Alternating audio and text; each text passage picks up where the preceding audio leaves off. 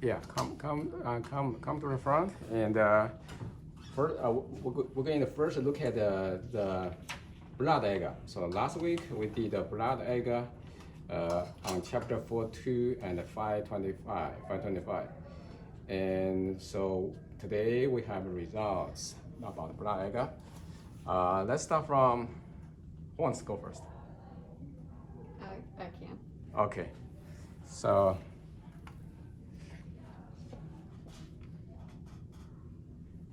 Okay, this is blood agar. What's this? Okay, you see here on back side, and this is your. Okay, let's start from streptococcus pyogenes. Right, this is pyogenes, right? Pyogenes and streptococcus epidermidis and Staphylococcus aureus. So let's see, and this is a microbiota from a mouse oral cavity, from a mantis oral cavity, right? And you can see, can you see from this side? Okay, maybe this is back too far away. Yeah, from this side, the front side is the colony morphology. Okay, so this is aureus. Let's start one more time.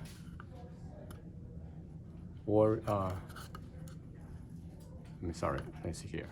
Warriors, the red, and epidermidis, this one.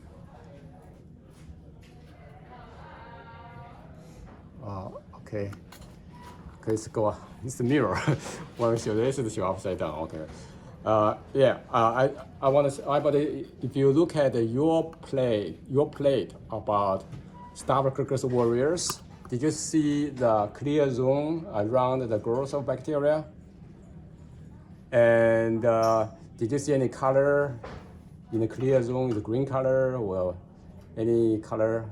I don't think we have a color, right? So this should be alpha or beta or gamma hemolysis. If no color. Is it the A one? It must be. I can't remember. Hi, buddy. Can you check your book? Alpha or beta or gamma?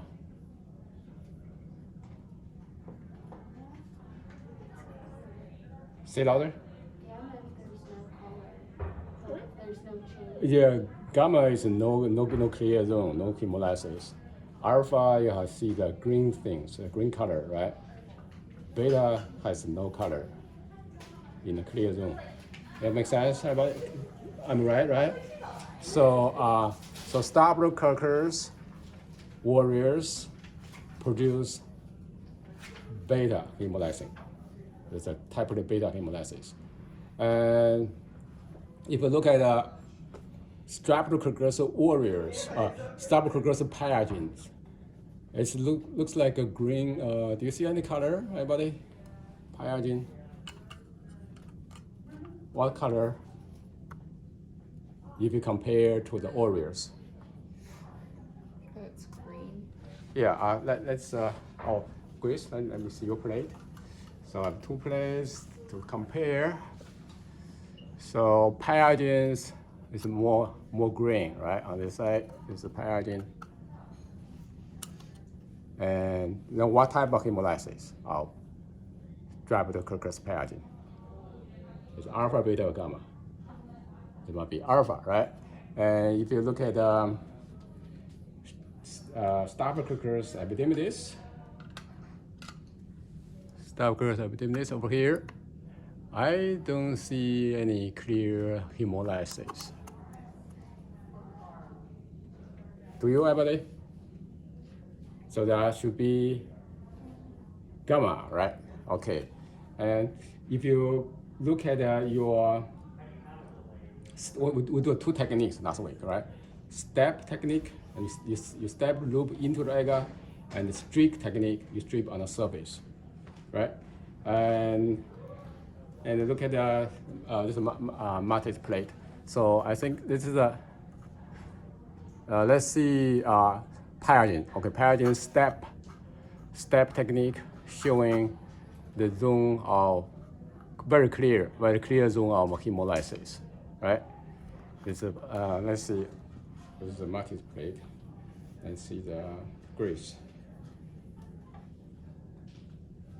Okay, I think in grease, yes, also show here. Grease, show here, step technique, and Martis pyrogen step technique over here. Okay, which means streptococcus pyrogens produce what type of hemolysin? Streptolysin S or O? You have a book, go back, check your book to find the answer. One grew at an anaerobic condition, one grew at an aerobic condition.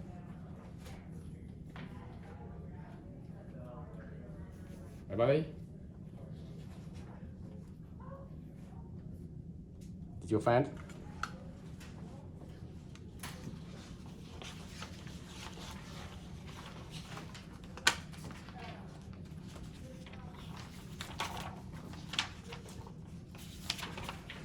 Okay, you can turn to the page 424.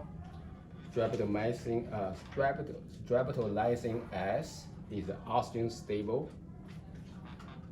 and streptomycin O is oxygen level, which is unstable.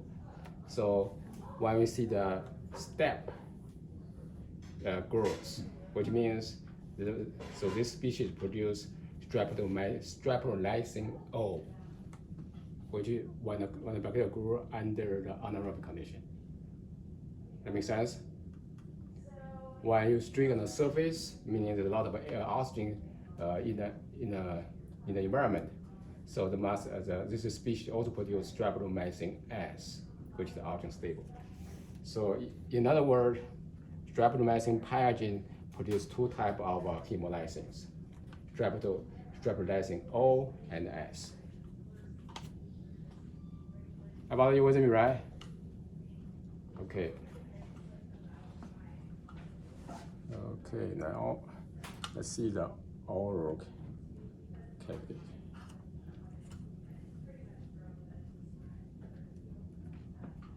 Okay, oral cavity. So this is the grease, right? It's yours, and this is the Martis. So if you look at the two plates of bacteria from oral cavity, and this is your step, right? Step. Okay, on the step technique from grease plate, I see this hemolysis, but yeah, hemolysis, which is, I don't see any color. Yeah, I don't see color, which is beta. And around here, I see the green color in the surrounding the bacterial cell colonies. So there must be alpha, right? From the growth pattern of bacteria from a grease mouth oral cavity. Okay, and in the Martis case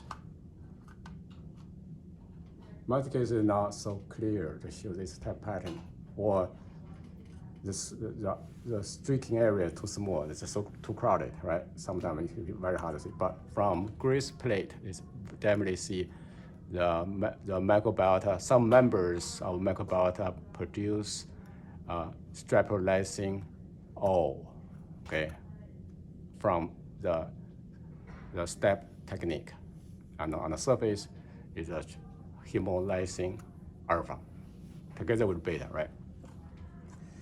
Okay, now I'm going to show one of yours MacConkey plate. Okay, so it's a MacConkey plate. What color we call It's kind of like yellow in the middle, but then on If the you edges see, it's red. if you see the edge here, Yeah, on the edges it's red. it's red, pink, right? I have a question for you. Why E. coli produce pink color? Grace, why E. coli produce pink color on the MacConkey agar?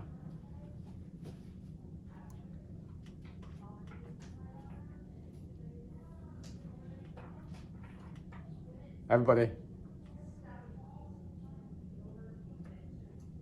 MacConkey has pH indicator, which is, what is the name of this chemical, a pH indicator?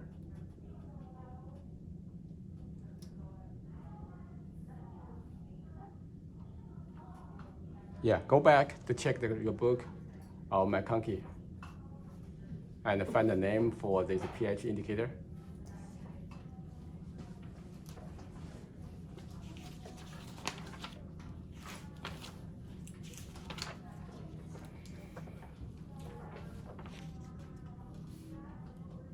Maybe you can go back and check the book for the answer, right?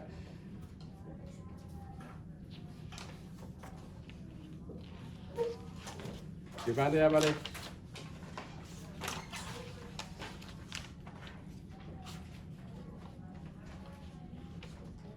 What is the pH indicator in the MacConkey video recipe?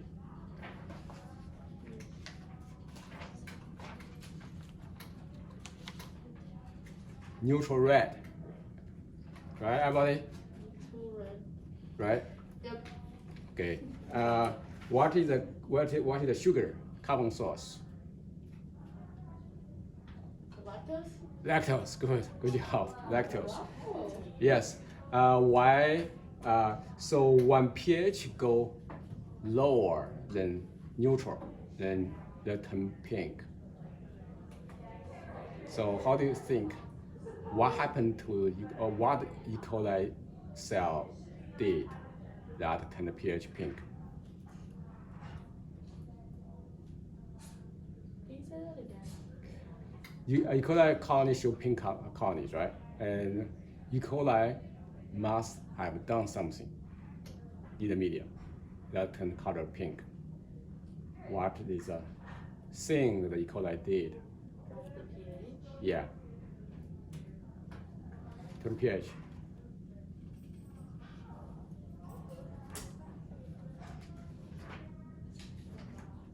Anybody?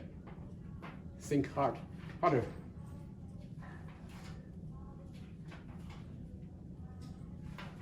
When pH go lower, which means, Would it be a fermented? yeah, would be fermentation. E. coli. Lactose? Yes, E. coli fermented lactose. Then that produces a waste of acidic products, byproducts. Then the lower the pH, they turn the color into pink. That makes sense? Okay. The other thing I want to show here is you see the growth of, let me see here. You see the growth of, can I have one of your plates? Your blood agar. Somewhere here? Yeah, that's I left Oh. it up here. Oh, okay. Let's see. Yeah. Let's see if you see the plate. Yeah, you go back. Yeah, thank you. If you see the plates on the MacConkey, I believe you see also your place on the MacConkey agar. You see the epidermis, and there's no growth for epidermis, right? In most places, but some maybe cause contamination. But on the blood agar, you see epidermis as epidermis growing. Can anybody explain why this bacterium cannot grow on the MacConkey agar? You can see no growth on the MacConkey agar over here. And on the blood agar, you do see growth over here, right? Can anybody explain? Why is there no growth on the MacConkey? Well, doesn't that one, it makes it where,